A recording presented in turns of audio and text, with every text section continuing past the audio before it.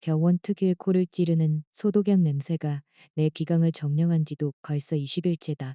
내 이름은 조윤희. 거울 속에 나는 머리가 헝클어지고 얼굴은 푸석푸석한 채 하얗게 색이 바른 티셔츠를 입고 바닥에 쭈그려 앉아 있다. 시어머니 장복순 여사가 벗어놓은 더러운 옷가지들을 조심스레 비닐봉지에 밀어 넣었다. 지난 20일 동안 나는 단 한 번도 제대로 단잠을 자본 적이 없다. 시어머니는 고혈압으로 입원하셨고 의사는 각별한 요양과 세심한 수발이 필요하다고 당부했다. 남편 명희는 직장일이 바빠 퇴근 후 밤늦게야 잠시 교대를 해줄 뿐이었다.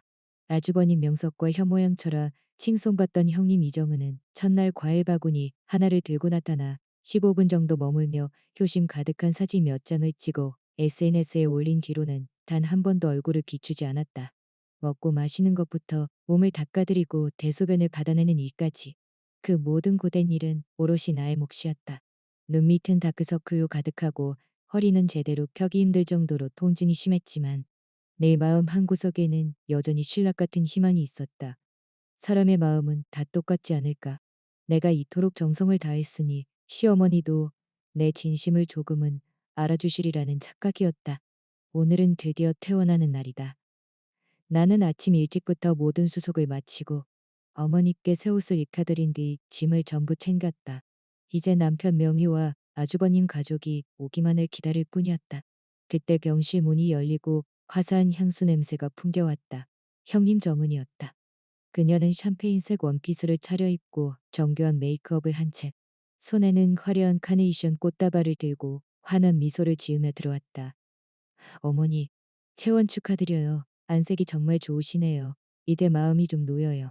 빛이 나는 그녀의 모습은 20일 동안 간병이 찌든 내 초라한 몰골과 너무나 선명하고 날카로운 대조를 이루었다. 같은 병실의 다른 환자, 보호자들의 시선이 일제히 그녀를 향했고 그 눈빛에는 부러움이 서려 있었다. 내 어깨에 기대어 있던 시어머니 장복순 여사는 정은을 보자마자 마치 구세주라도 만난 듯 나를 휙 밀쳐냈다. 그리고는 정은의 손을 꼭 쥐며 얼굴 가득 웃음을 띄었다. 어머, 우리 정은이가 왔구나. 역시 네가 제일 살갑다. 내가 꽃 좋아하는 건 어떻게 알고. 미련한 나는 휘청거렸고 가슴 속에서 억눌러왔던 불덩이가 순식간에 치밀어 올랐다. 20일 동안 나는 따뜻한 물 한 잔 제대로 마실 틈 없이 수발을 들었는데 어머니는 단 한마디 질문조차 없으셨다.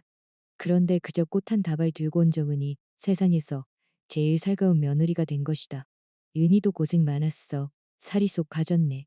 정은은 가식적인 눈길로 나를 훑어보았다. 그 눈빛 속에 감춰지지 않은 득이양양함과 과시욕을 나는 보았다. 나는 대꾸할 기운조차 없어 고개를 숙이고 마지막 가방을 챙겼다. 그 순간 시누이와 작은아버지 등 친척들이 소란스럽게 병실로 들어섰다. 어머니, 물 좀 드세요. 의사가 미지근한 물을 자주 마시라고 했어요. 나는 보온병을 여러 컵을 건넸다. 하지만 시어머니는 친척들에게 둘러싸여 나를 쳐다보지도 않은 채 정은과 담소를 나누며 나를 철저히 투명인간 취급했다. 컵을 든 내 손은 허공에 굳은 채 민망함에 몸 둘발을 몰랐다. 윤희야, 못 보시는 것 같으니까 일단 여기도. 명희가 다가와 컵을 받아주려 했다. 그제야 시어머니는 나를 힐끗 쳐다보았다. 그 눈빛에는 귀찮음과 멸시가 가득했다. 그리고는 갑자기 아무런 예고도 없이 손을 들어 올렸다. 찰싹. 경쾌하고도 날카로운 마찰음이 병실에 울려 퍼졌다. 시어머니는 내 뺨을 사정없이 후려쳤다. 병실 안은 순식간에 죽은 듯 고요해졌고 공기는 얼어붙었다. 사람들의 시선이 탕조등처럼 내게 쏟아졌다. 내 뺨은 불에 댄 듯 화끈거렸고 귀에서는 윙 소리가 났다. 머릿속이 하얘졌다. 일 처리를 어떻게 그렇게 덤벙대며 하니? 눈치가 전혀 없구나. 시어머니의 목소리는 날카롭고 귀를 찔렀다. 독을 바른 칼날처럼 내 심장을 파고들었다. 네 형님 좀 봐라. 저게 우리 박씨 집안 며느리다운 모습 아니냐? 단정하고 싹싹하고. 너는 뭐냐? 수발드는 식모마냥 꾀죄죄해가지고는. 어머니는 정은의 팔을 고물이라도 되는 양 꼭 붙잡았다. 정은의 입가에는 감추지 못한 미소가 번졌지만 입으로는 위선적인 말을 내뱉었다. 어머니, 그러지 마세요. 윤희 동서도 어머니 돌보느라 저렇게 된 건데. 내 곁에 선 남편 명희의 몸이 순간적으로 경직되는 것이 느껴졌다. 그의 거친 숨소리와 주먹을 쥘 때 뼈마디에서 나는 소리가 들렸다. 친척들의 눈빛은 제각각이었다. 놀라움과 어색함도 있었지만 더 많은 것은 고소해야 하는 기색이었다.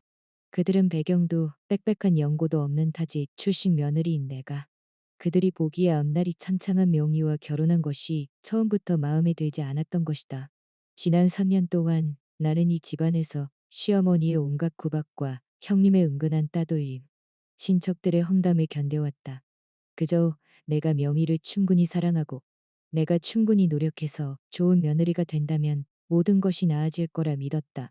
하지만 이 딱의 한 대가 나를 완전히 깨웠다. 나의 현숙함과 인내는 그들에게 그저 마음대로 짓밟아도 되는 우스갯소리에 불과했다. 지금 뭐 하시는 거예요? 내 목소리는 스스로가 놀랄 정도로 평온했다. 뭐 하냐니? 네 버릇을 고쳐주는 거다.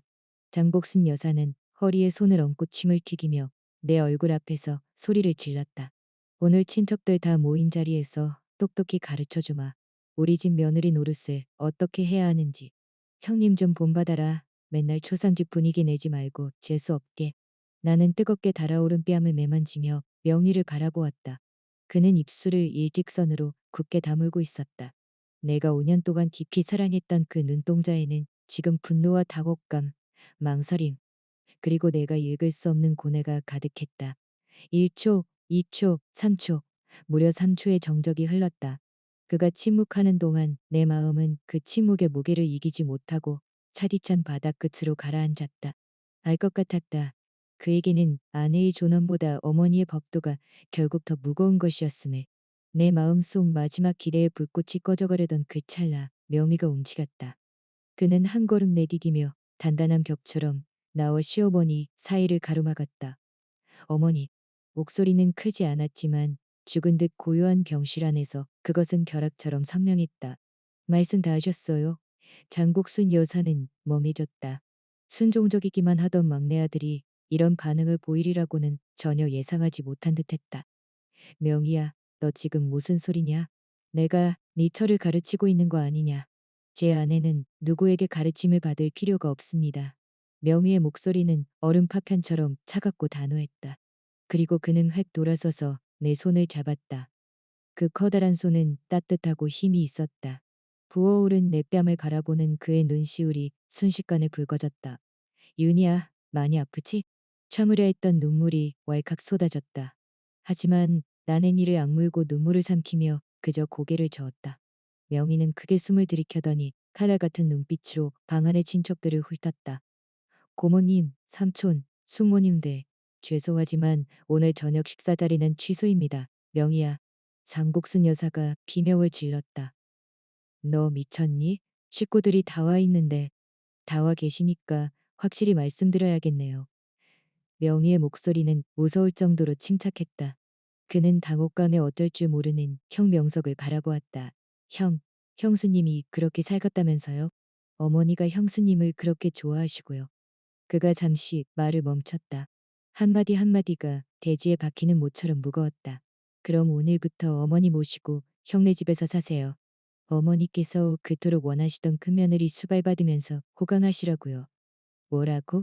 시어머니와 정은이 동시에 경악하며 소리를 질렀다.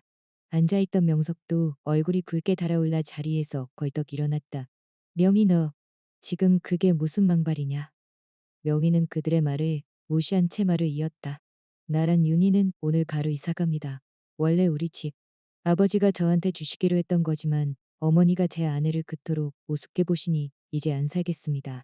어머니가 살고 싶은 사람하고 마음대로 사세요. 병실안은 벌집을 쑤셔놓은 듯 소란스러워졌다. 박명희, 너 이 여자 때문에 애미까지 버리겠다는 거냐?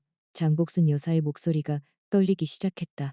분노 때문인지 아니면 두려움 때문인지 알 수 없었다. 제가 원하는 건 제 아내에 대한 존중입니다. 어머니, 명희는 내 손을 더욱 꽉 쥐었다. 그의 눈빛에는 내가 한 번도 본 적 없는 결연함이 서려 있었다. 그런데 어머니는 그럴 생각이 전혀 없으신 것 같네요. 정은의 얼굴이 순식간에 창백해졌다. 친척들 앞에서 자신의 지위를 과시하려다 오히려 제 발등을 찍은 꼴이었다. 뜨거운 감자를 떠먹게 된 그녀는 시어머니의 팔을 붙잡았다. 어머니, 명의 서방님이 홧김에 그러는 거예요. 정우는 분위기를 가라앉히려 했었지만 명의는 이미 내 손을 이끌고 병실 밖으로 성큼성큼 걸어 나갔다. 집에 가서 짐 챙기자. 오늘 밤 당장 나갈 거야. 네가 감히? 장복순 여사가 뒤쫓아오며 처절하게 외쳤다. 박명희, 너 오늘 이 문을 나가면 다시는 나를 애미라고 부르지 마라. 명희의 발걸음이 멈췄다. 내 심장도 목구멍까지 차올랐다. 지난 3년 동안 그가 이 집안을 얼마나 소중히 여겼는지, 어머니에게 상처 주지 않으려 얼마나 애썼는지 나는 안다. 아까의 3초간의 침묵도 그의 내면이 찢어지는 고통 때문이었을 것이다. 그는 다시 돌아설 것인가? 그는 천천히 몸을 돌려 장복순 여사를 바라보았다. 그의 눈에는 더 이상 망설임이 없었다. 오직 죽은 듯한 고요한 켜원함뿐이었다. 어머니가 먼저 제 아내를 인정하지 않으신 겁니다. 그는 담담하게 말했다. 꼭 선택해야 한다면 저는 윤희를 선택하겠습니다. 말을 마친 그는 조금의 지체도 없이 나를 데리고 그 질식할 것 같던 20일간의 병실을 벗어났다. 복도 너머로 시어머니의 통곡 소리, 친척들의 만류, 아주버님 부부의 경악 섞인 소리들이 뒤섞여 아수라장이 되었다. 하지만 나는 명리의 손에 이끌려 길고 하얀 병원 복도를 걸어 나갔다. 천장에 백색 등이 눈이 시리도록 밝아 눈시울이 시큰거렸지만 나는 직감했다. 이제야 내 인생에 해가 뜨기 시작했음을. 차문을 닫고 시동을 걸지 않은 채 가만히 앉아있자 세상은 비로소 고요를 찾았다. 나는 조수석 시트에 몸을 파묻고 창밖으로 빠르게 지나가는 풍경들을 멍하니 바라보았다. 그제야 참아왔던 눈물이 소리 없이 뺨을 타고 흘러내렸다. 이것은 억울함의 눈물이 아니었다. 지옥 같은 사지에서 기적적으로 살아 돌아온 자만이 느낄 수 있는 생존의 안도감이었다. 명희는 말없이 휴지를 뽑아 내게 건넸다. 그의 목소리는 조금 쉬어 있었다. 울어, 윤희야. 마음껏 울어. 이제부터 우리 집은 네가 하고 싶은 대로 다 해. 나는 눈물을 닦아내면서도 나도 모르게 웃음을 터뜨렸다. 옳다 웃다 하는 내 꼴이 우스웠지만 명희를 보며 말했다. 박명희, 방금 진짜 멋있었어. 그도 비로소 어깨에 무거운 짐을 내려놓은 듯 홀가분하게 웃어 보였다. 진작 이랬어야 했는데. 3년이나 널 고생시킨 내가 못난 놈이지. 그는 차를 몰아 집으로 향하는 대신 시내 조신가로 향했다. 우리는 간단하게 국수한 그릇을 비우고 나서야 집으로 돌아왔다. 3년 동안 내가 살았던 그 집. 하지만 문을 열고 들어서자마자 거실에 놓인 시어머니의 물건들이 눈에 들어왔다. 그녀가 아끼던 고풍스러운 의자, 자랑거리였던 십자수 액자, 손자와 찍은 커다란 사진들. 그것들을 보는 것만으로도 생리적인 혐오감이 치밀어 올랐다. 명희도 같은 생각인 듯했다. 그는 말없이 창고에서 대형 이삿짐 가방들을 대여섯 개 꺼내 거실 중앙에 던져놓았다. 시작하자. 이 집에 어울리지 않는 것들은 전부 치워버릴 거야. 우리는 기계처럼 움직였다. 시어머니가 차지하고 있던 작은 방의 옷가지들, 이불, 쌓여있던 건강 보조식품들, 시골에서 가져온 쾌쾌한 음식들까지 그 물건 하나하나에는 지난 3년 동안 내가 삼켜야 했던 인내와 눈물이 배어 있었다. 짐을 정리하던 중 명희가 옷장 깊숙한 곳에서 자물쇠가 채워진 낡은 나무 상자 하나를 끌어냈다. 그는 망설임 없이 공구를 가져와 자물쇠를 붙였다. 그 안에는 금은보화가 아닌 붉은 고무줄로 칭칭 감긴 통장 뭉치와 부동산 서류들이 가득했다. 통장을 하나 집어들자 명의는 장복순이라고 적혀 있었다. 그런데 명의가 통장 비고란에 적힌 작은 글씨를 가리켰다. 은행 직원이 수기로 적어놓은 듯한 메모. 연동 계좌, 박명석. 우리 몰래 형한테 계속 돈을 보내고 있었어. 명희의 목소리가 얼음장처럼 차가워졌다. 매달 명희의 월급 카드에서 일정 금액이 자동 이체되고 있었던 것이다. 나는 온몸이 떨렸다. 나는 명희의 부담을 덜어주려 5만 원짜리 옷 한 벌 마음 편히 사지 못하며 지내왔는데 우리가 아낀 그 돈은 시어머니의 손을 거쳐 고스란히 아주버님의 비자금이 되고 있었다. 상자 바닥에는 무병장수라고 새겨진 금붙이 하나가 있었다. 손자를 주려고 맞춘 것이 분명했다. 우리 결혼할 때는 봉투 하나 내밀지 않으셨던 분이 말이다. 전부 다 챙겨. 하나도 남기지 말고. 나는 이를 악물며 말했다. 명희는 고개를 저으며 휴대폰을 꺼냈다. 그는 통장과 서류들을 하나하나 선명하게 촬영했다. 이건 증거야. 나중에 쓸 일이 있을 거야. 사진 촬영을 마친 뒤에야 그는 모든 물건을 가방 속으로 쓸어 넣었다. 밤 11시가 다 되어서야 거실에는 산더미 같은 짐가방 열댓 개가 쌓였다. 명희는 용달차를 불렀다. 30분 뒤 도착한 트럭에 우리는 짐가방을 싣고 아주버님의 아파트 주소로 향했다. 야심한 시각, 텅 빈 도로를 달리는 트럭 안에서 나는 명희의 어깨에 기대어 전례 없는 해방감을 느꼈다. 그것은 단순히 물건을 치운 것이 아니라 3년 동안 내 심장을 누르고 있던 거리를 치워버린 것과 같았다. 우리는 아주버님네 아파트 현관 입구에 그 가방들을 격처럼 정렬해 쌓아두었다. 명희는 용달 비용을 지불하고 나를 이끌며 돌아섰다. 차에 올라타자마자 기다렸다는 듯 아주버님 명석에 전화가 걸려왔다. 수화기 너머로 형님 정은의 날카로운 욕설이 대경음처럼 들려왔다. 박명희, 너희 지금 제정신이야? 우리 집 앞에 이 쓰레기들을 다 던져놓으면 어떡해? 명희는 차창을 내리고 느긋하게 담배를 한 대 피워 물었다. 그건 쓰레기가 아니라 어머니 재산 목록이야. 어머니가 형수님을 그렇게 좋아하시는데 우리가 효도하게 해드려야지. 이 자식이 진짜. 집조가 터지는데 이걸 어디다 둬. 옆에서 정은의 비명이 들려오자 명희는 스피커폰을 켰다. 나는 침착하게 전화를 가로챘다. 형님, 병원에서 그러셨잖아요. 본인이 세상에서 제일 살갑고 어머니 생각뿐이라고. 마음속에 어머니 모실 자리가 있으면 그까짓 짐 2자리 정도는 있겠죠. 저는 20일 동안 간병할 때 얼굴도 안 비치시더니 고작 3일 모시고 좁다고 징징거리시는 거예요. 형님 효심 참 저렴하네요. 말을 마친 나는 전화를 끊고 그들을 차단했다. 세상이 다시금 고요해졌다. 집으로 돌아온 우리는 잘 생각이 없었다. 명희는 바로 스물넷이 출장 열쇠를 불렀다. 거실 소파에 앉아 텅 빈 시어머니의 방을 바라보자 집안이 비로소 넓고 환해 보였다. 저 방, 네 작업실로서. 너 인테리어 디자인 전공한 거 다시 살려야지. 명희의 말에 코끝이 찡해졌다. 새벽 1시 지문 인식과 비밀번호 기능이 있는 최신형 도어락으로 교체되었다. 이제 이 집의 문은 오직 우리를 위해서만 열릴 것이다. 다음 날 아침 나는 창밖의 새소리를 들으며 햇살 속에서 눈을 떴다. 매일 아침 6시만 되면 문을 두드리며 아침 차리라고 소리치던 시어머니도 정성껏 차린 음식을 타박하던 목소리도 없었다. 주방에서는 명희가 계란 프라이를 부치는 평화로운 소리가 들렸다. 3년 만에 처음으로 마음 편히 먹는 아침 식사였다. 그러나 평화는 짧았다. 식사 도중 친척들의 전화가 폭주하기 시작했다. 박씨, 집안 단체 카톡방은 이미 난리가 나 있었다. 명희가 방을 확인하자 지탄의 목소리가 쏟아졌다. 명희야, 윤희야, 어떻게 어른 짐을 길바닥에 버리니? 궁금하니 한 놈이 이래도 되는 거냐? 젊은 사람들이 참지 못하고 이 무슨 망신이냐? 명희는 대응하는 대신 미리 준비해둔 엑셀표 이미지를 카톡방에 올렸다. 제목은 장복순 여사 입원비 및 간병 기여도 명세서였다. 병원비 총액산 2억 8만 원 부담. 박명희 일형형 퍼센트, 강명석 0%. 간병 인건비 시세 적용 20일 사용형만 원 기여. 조윤희 24시간 상주. 박명석 이정은 약 15분 방문. 기타 영양제 및 타원비 이정은 기여. 8만 원 상당 카네이션 한 다발. 총결론. 박명희 부부 경제적 신체적 기여도 9%. 순식간에 카톡방이 얼어붙었다.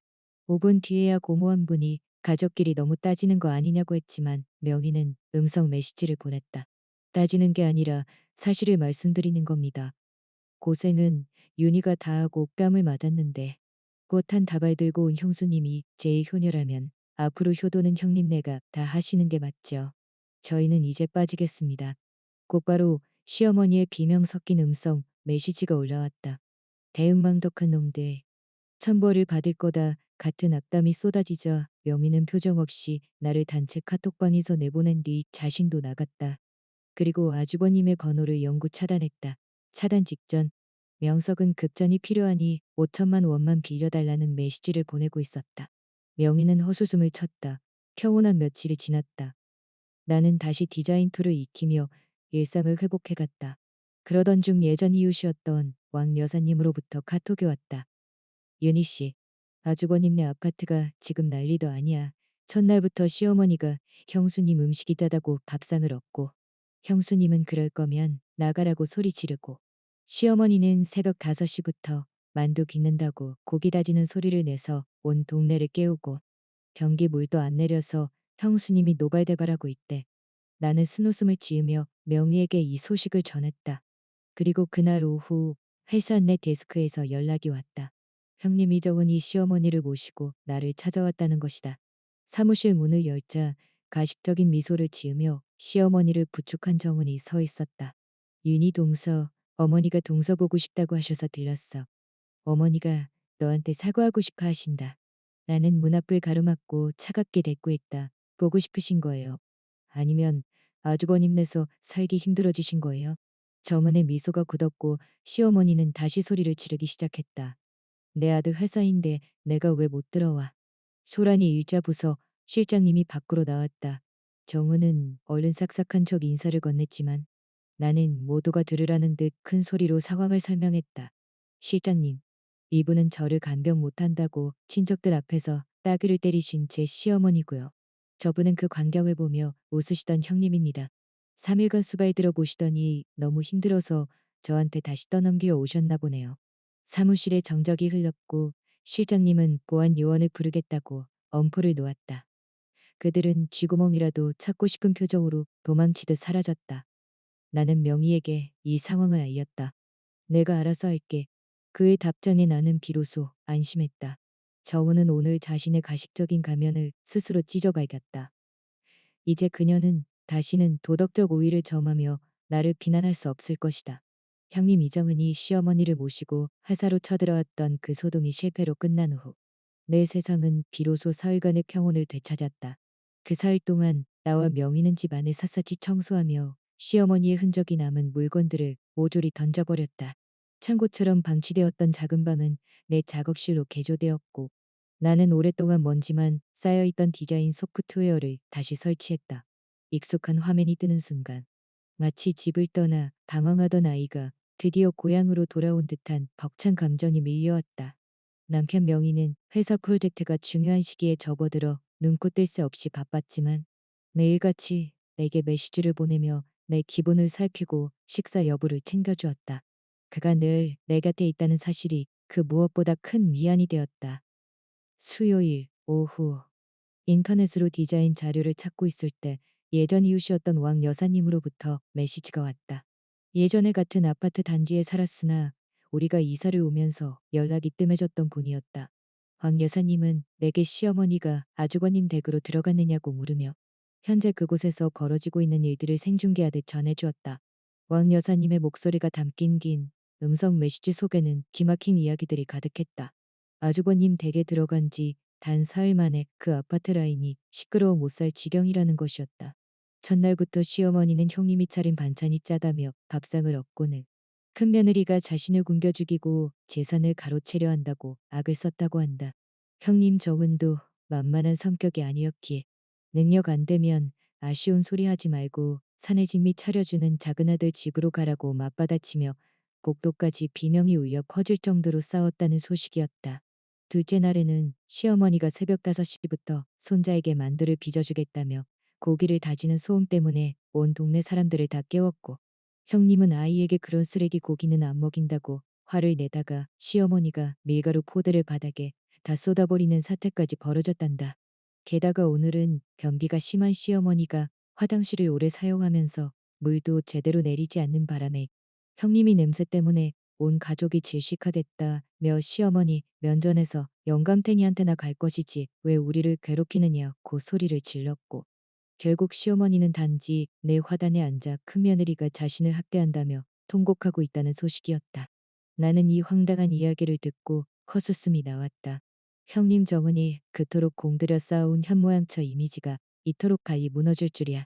효도라는 게 말로만 번지르르하게 하는 것인 줄 알았겠지만 그것은 매일같이 마주해야 하는 구질구질한 일상의 무게가 쌓여 만들어지는 것임을 그녀는 몰랐던 모양이다. 나는 왕 여사님에게 감사 인사를 전하고는 이 내용을 명희에게 전달했다. 명희의 답장은 짧고 강렬했다. 자업자들 그날 금요일 저녁 퇴근 무렵 명희로부터 오늘 일찍 들어와 깜짝 선물이 있어라는 메시지가 왔다. 설레는 마음으로 집에 돌아오니 현관문을 열자마자 고소한 밥 냄새가 났다. 명희는 앞치마를 두른 채 내가 좋아하는 요리들을 식탁 가득 차려놓고 있었다. 돌아왔어. 얼른 손 씻고 와. 우리 둘만의 자유를 되찾은 첫 주말을 축하해야지. 식사를 마칠 때쯤 명희는 작은 상자 하나를 내밀었다. 상자 안에는 세련된 디자인의 스마트 도어랑 리모컨과 새 열쇠들이 들어있었다. 이미 도어락 바꾼 거 아니었어? 내 질문에 명희는 단호하게 대답했다. 단순히 비번 바꾸는 걸로는 부족해. 오늘 오후에 아예 지문 인식까지 되는 최신형으로 통째로 교체했어. 네 지문은 이미 등록해뒀으니까 이제 손가락만 대면 돼. 그의 말에는 깊은 뜻이 담겨 있었다. 이 집이 과거에 질식할 것 같던 인연들과 완전히 단절되었다는 선언이자 오직 우리 부부만을 위한 유세로 거듭났다는 증표였다. 시어머니가 가지고 있던 예전 열쇠는 이제 고철 덩어리조차 되지 못할 쓰레기가 되었다. 하지만 평온한 토요일 아침 9시 그 정적은 날카로운 비명과 망치질 같은 두드림에 깨지고 말았다. 문 열어. 박명희, 조윤희. 안에 있는 거 다 안다. 당장 문 안 열어? 현관 밖에서 들려오는 시어머니 장국순 여사의 목소리였다. 우리는 소파에 앉아 서로를 바라보며 한숨을 내쉬었다. 우리는 아무런 대꾸도 하지 않고 소리를 죽였다. 밖에서는 10분 넘게 고함이 이어지더니 이내 금속성 마찰음이 들려왔다. 시어머니가 자신의 열쇠로 문을 열려고 시도하는 소리였다. 나는 겁이 나 명희의 손을 꽉 잡았고 명희는 나를 안심시키며 다독였다. 시어머니는 열쇠가 들어가지 않자 미친 듯이 문고리를 흔들며 욕설을 퍼붓기 시작했다. 이 짐승만도 못한 놈들아. 감히 애미가 오는데 문을 바꿔? 여긴 내 아들 집이야. 내가 오늘 기필코 들어가고 말 거다. 그녀의 소란에 복도로 이웃들이 몰려나왔고 관리실 직원까지 출동했다. 명희는 스마트 도어락의 실시간 모니터 기능을 켰다. 화면 속의 시어머니는 머리가 산발이 된 채 복도 바닥에 주저앉아 대성통곡을 하며 마치 우리가 모진 불효를 저지르는 것처럼 소리를 치고 있었다. 젊은 보안 요원이 당황하며 만류했지만 시어머니는 막무가내였다. 여러분, 이것 좀 보세요. 내가 자식을 어떻게 키웠는데 며느리한테 홀려서 애미를 길바닥에 내쫓고 문까지 걸어 잠급니다. 구경하는 이웃들의 수군거림이 들려왔다. 아무리 그래도 친어머니를 못 들어오게 하는 건 너무하네. 요즘 젊은 사람들은 무섭다니까 라는 말들이 비수가 되어 꽂혔다. 나는 억울함에 몸이 떨렸다. 그때 명희가 차분히 도어락의 인터폰 버튼을 눌렀다. 그의 목소리는 스피커를 통해 복도 전체로 울려 퍼졌다. 어머니, 첫째. 이 집은 저와 조윤희의 공동 명의로 된 우리 부부의 재산입니다. 어머니와는 법적으로 아무 관련이 없습니다. 둘째, 어머니가 가지고 계신 열쇠는 저희 허락 없이 무단으로 복제하신 것이며 저희가 도어락을 교체한 것은 정당한 권리 행사입니다. 셋째, 지금 이렇게 공공장소에서 소란을 피우며 이웃들의 휴식을 방해하는 행위는 업무방해 및 주거침입 시도에 해당합니다. 지금 당장 멈추지 않으시면 경찰에 신고하겠습니다. 복도는 순식간에 조용해졌다. 명희는 덧붙였다. 여기 설치된 카메라는 24시간 녹화 중입니다. 어머니가 하시는 모든 말과 행동은 법적 증거가 될 겁니다. 이성적이고 논리적인 명의의 경고에 구경하던 이웃들의 눈빛이 변하기 시작했다. 불효막심한 자식인 줄 알았더니 덕까지 들먹이는 아들의 태도에 다들 뭔가 사정이 있을 거라 짐작하는 눈치였다. 시어머니의 얼굴은 불그락후르락 달아올랐다. 그녀는 씩씩거리며 자리에서 일어났다. 어디 두고 보자. 그녀가 돌아서려 할 때 명희가 다시 말했다. 가지고 계신 예전 열쇠. 거기 쓰레기통에 버리고 가세요. 안 그러면 불법 점유로 신고하겠습니다. 그것은 낙타의 등을 부러뜨리는 마지막 집단이었다. 시어머니는 부들부들 떨리는 손으로 열쇠를 빼내 복도 쓰레기통에 신경질적으로 집어 던졌고 쇳소리가 울려 퍼진 뒤 그녀는 도망치듯 자리를 떠났다. 월요일 저녁. 이번에는 아주버니 명석에 전화가 왔다. 며칠간 차단했던 번호를 명의가 일시적으로 해지한 상태였다. 명석은 가식적으로 친근한 척말을 걸어왔다. 명희야, 바쁘냐? 다름이 아니라 어머니 모시는데 형편이 영말이 아니네. 내 월급번이 알잖니. 어머니 식비에 병원비에 너희가 매달 옥상만 원씩 생활비를 좀 보태줬으면 하는데. 어떠냐? 고식놈은 원이라니 기가 막혀서 말이 안 나왔다. 하지만 명희는 미리 준비해둔 서류 뭉치를 꺼내들고 차분히 대답했다. 어머니 연금이 매달 3억영 넘게 나오는데 고충형이 왜 필요해? 그리고 형네 아들 학원비랑 형수님 가방 살 돈이 부족한 건 아니고 지난 3년간 형이 나한테 빌려가서 안 갚은 돈만 4억이 넘어. 차 살 때 보태준 돈, 조카 유치원비, 어머니 아프다고 거짓말해서 타간 돈까지 싹 다 기록해뒀어. 그 돈이면 어머니 요양원 10년은 보내고도 남아. 전화 너머로 명석의 거친 숨소리만 들려왔다.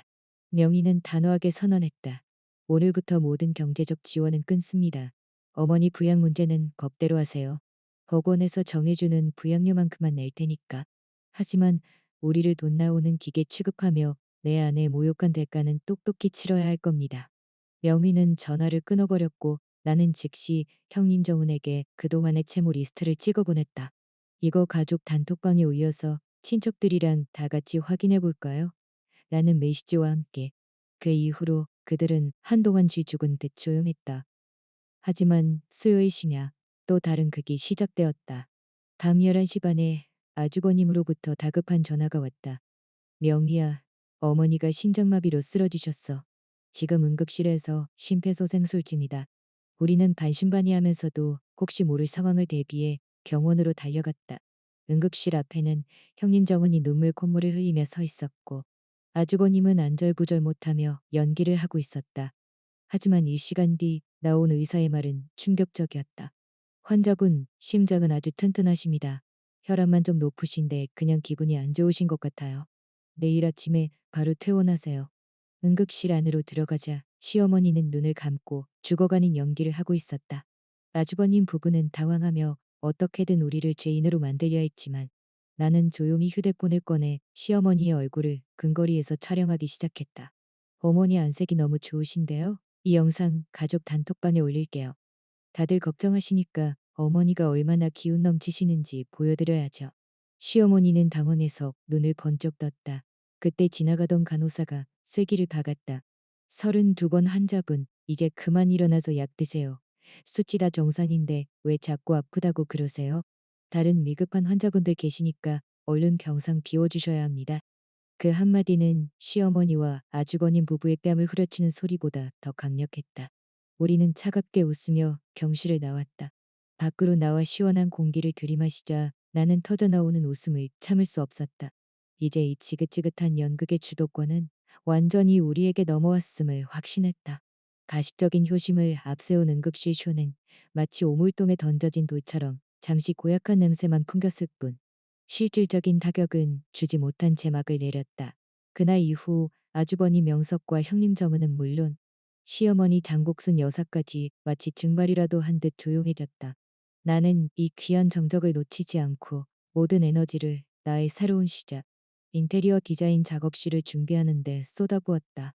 대학 시절부터 소중히 간직해온 포트폴리오를 꺼내어 다듬고 한때 나를 설레게 했던 디자인 감각을 깨우기 위해 밤을 지새웠다.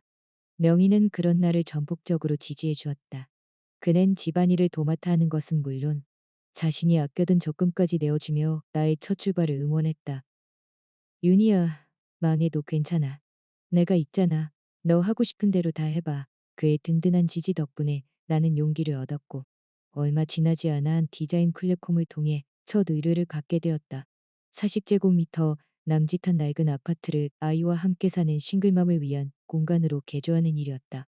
나는 일주일 내내 도면을 그리고 모델링을 하며 정성을 다했고 완성된 결과물은 좁은 공간의 미적 감각과 실용성을 동시에 담아냈다는 극찬을 받으며 전액 결제라는 쾌거를 안겨주었다. 하지만 내가 행복을 찾아갈수록 어둠 속에서 독을 품은 이들은 시기심에 몸을 떨었다. 평화롭던 일상은 보름 만에 단지 내 주민 단톡방에 퍼진 악의적일 루머로 인해 다시 흔들리기 시작했다. 대고동 조윤이라는 여자가 시어머니를 학대해서 병이 나게 했다더라. 애를 못 낳아서 성격이 비뚤어졌다더라는 식의 입에 담지 못할 험담이 바이러스처럼 퍼져나갔다. 심지어 누군가는 내가 병원에서 지쳐있던 사진을 교묘하게 편집해 올리며 나를 파렴치한 인간으로 몰아세웠고 내 작업실 주소와 직업까지 공개하며 불매 운동을 선동했다. 이 비열하고 저급한 짓을 꾸민 배우가 누구인지는 자명했다. 형민정은 말고는 이런 짓을 할 사람이 없었다. 명희는 분노하며 경찰에 신고하자고 했지만 나는 고개를 저었다. 단순한 사과나 벌금으로는 부족했다. 이런 인간들은 자신이 가장 자랑스러워하는 것으로 처절하게 무너뜨려야 했다. 나는 침묵을 지키며 정은의 일상을 관찰했다. 정은은 평소 SNS에 우아한 교육 전문가인 척하며 아들의 영재 교육에 열을 올리는 모습을 과시해왔다. 하지만 실상은 달랐다. 며칠 뒤 나는 한 태권도장 앞에서 정은이 학원에 가기 싫다며 울며 떼를 쓰는 조카의 귀를 비틀어 끌고 가며 입에 담지 못할 폭언을 퍼붓는 장면을 목격했다. 나는 그 충격적인 이중성을 고스란히 영상으로 담았다. 그리고 그날 밤 정은이 사는 아파트 주민 단톡방에 그 영상을 올렸다. 우아한 척하던 엄마의 실체라는 글과 함께 여론은 순식간에 뒤집혔다. 나를 비난하던 목소리는 사라지고 정은은 나도 학대범이자 가식의 아이콘이 되어 동네에서 고개를 들지 못하게 되었다. 이튿날 왕 여사님으로부터 시어머니가 그 영상을 보고 형님과 머리채를 잡고 싸웠다는 소식까지 들려왔다. 정은은 겁에 질려 내게 전화를 걸어 용서를 구했지만 나는 차갑게 비웃으며 전화를 끊었다. 그렇게 한 달 정도가 지났을 무렵 아주버님 명석이 우리 집을 찾아왔다. 그는 쭈뼛거리며 시어머니의 칠순잔치 초대장을 내밀었다. 어머니가 지난 일을 다 잊고 화해하고 싶어 하신다. 너희가 먼저 내려올 수 있도록 자리를 마련한 거니 꼭 와라. 화해를 빙자한 또 다른 덫이라는 것을 직감했지만 명희와 나는 도망치지 않기로 했다. 우리는 변호사 친구를 통해 상속과 부양 의무에 관한 법적 검토를 마쳤고 그동안 모은 모든 증거를 책자로 제본했다. 칠순 잔치단에 화려한 호텔 연회장에는 친척들이 가득 모여 있었다. 시어머니 장복순 여사는 붉은 한복을 차려입고 상좌에 앉아 왕비라도 된 양거드름을 피우고 있었다. 정우는 우리를 보자마자 반갑게 맞이하는 척하며 산의 맨 끝자락 음식 나르는 문 옆에 하석으로 우리를 안내했다. 우리를 철저히 무시하겠다는 노골적인 계산이었다. 하지만 명희는 보란듯이 의자를 끌어다가 시어머니와 아주버님 사이 정중앙 상석에 우리 자리를 만들었다. 분위기가 싸늘해진 가운데 친척들의 도덕적 훈계가 이어졌다. 부모가 좀 서운하게 해도 참아야지. 며느리가 속이 넓어야 집안이 평화롭다는 식의 역겨운 조언들이 쏟아졌다. 우리는 그저 미소 지으며 그 광대극을 지켜보았다. 마침내 시어머니가 본색을 드러냈다. 그녀는 인자한 미소를 지으며 명희에게 말했다. 명희야, 네 형은 돈 관리에 서툴고 나도 나이가 들었으니 이제 네 월급 카드는 형수에게 맡겨라. 정은이가 알뜰하게 살림해서 너희 미래를 위해 저금해 줄 거다. 다 너희 잘되라고 하는 소리다. 연회장은 순식간에 술렁였다. 그것은 화해가 아니라 막내 아들의 살을 발라 큰아들에게 먹이겠다는 선전포고였다. 정은의 입가에는 승리의 미소가 번졌고 명희는 천천히 자리에서 일어났다. 그의 눈빛은 무서울 정도로 고요했다. 명희는 천천히 자리에서 일어났다. 연회장 안의 모든 사람이 그가 상을 얻거나 소리를 지를 것이라 예상하며 숨을 죽였지만 그의 표정은 의외로 평온했다. 그 평온함은 오히려 보는 이의 심장을 서늘하게 만드는 종류의 것이었다. 명희는 서류 가방에서 서류 두 뭉치를 꺼내 테이블 중앙의 회전판 위에 부드럽게 올려놓았다. 어머니 그리고 친척 어른들 마침 다들 모이셨으니 저도 드릴 말씀이 있습니다. 명희의 목소리는 낮았지만 실내의 모든 소음을 잠재울 만큼 또렷했다. 그는 첫 번째 서류를 펼쳤다. 이건 제가 변호사를 통해 작성한 장복순 여사에 대한 부양 의무 규정서입니다. 법에 따라 저희는 어머니께 필요한 경제적 지원을 할 것이며 매달 300년만 원의 부양료와 병원비의 절반을 부담할 것입니다. 하지만 그 외에 효도라는 명목으로 요구되는 그 어떠한 추가적인 경제적 요구도 거부하겠습니다. 이어 그는 두 번째 서류를 들었다. 그리고 이건 형님네 가족과의 경제적 단절 선언서입니다. 오늘 이후로 저희 두 집안은 법적인 부양 의무 외에 그 어떤 금전적 거래도 없을 것입니다. 그동안 빌려간 돈은 돌려받지 않겠지만 앞으로는 단돈 1원도 저희 주머니에서 나가는 일은 없을 겁니다. 연회장은 마치 시간이 멈춘 듯 정적이 감돌았다. 명희는 주머니에서 봉투 하나를 꺼내 테이블에 놓았다. 어머니, 이건 칠순 선물로 준비한 30만 원입니다. 딱 한 달치 부양료네요. 오래오래 건강하세요. 그는 내 손을 잡고 뒤도 돌아보지 않은 채 식당을 빠져나왔다. 등 뒤로 장복순 여사의 비명 섞인 통곡이 들려왔지만 우리는 멈추지 않았다. 그날 이후 아주버님 명석의 집안은 급격히 무너져 내렸다. 돈줄이 끊기자마자 그들의 화려했던 생활은 신기루처럼 사라졌다. 명석 아주버님은 회사의 실적 악화로 월급이 삭감되었고 씀씀이가 컸던 형님 정은은 생활고에 시달리기 시작했다. 시어머니는 매일같이 명희에게 전화를 걸어 큰며느리가 자신을 구박한다며 울며 불평했지만 명희는 냉담하게 대꾸할 뿐이었다. 어머니가 선택하신 며느리잖아요. 잘 견뎌보세요. 결국 사건이 터졌다. 정은이 출근한 사이 시어머니가 그녀의 폐물을 몰래 내다 팔려다 현장에서 들킨 것이다. 두 여자는 거실에서 머리채를 잡고 싸웠고 퇴근한 명석 아주버님이 정은에게 손찌검을 하면서 상황은 파국으로 치달았다. 정은은 이혼을 선언하며 친정으로 가버렸다. 절망한 아주버니 명희에게 전화를 걸어 도움을 요청했지만 명희는 단호했다. 형수님 존엄을 뒷밥을 때는 언제고 이제 와서 가족을 찾습니까? 당신들끼리 해결하세요. 얼마 뒤 형님 정은의 친정 식구들이 우리 집 건물 아래로 몰려와 소란을 키웠다. 그들은 내가 이간질을 해서 집안을 망쳤다며 욕설을 퍼부었지만 나는 당황하지 않았다.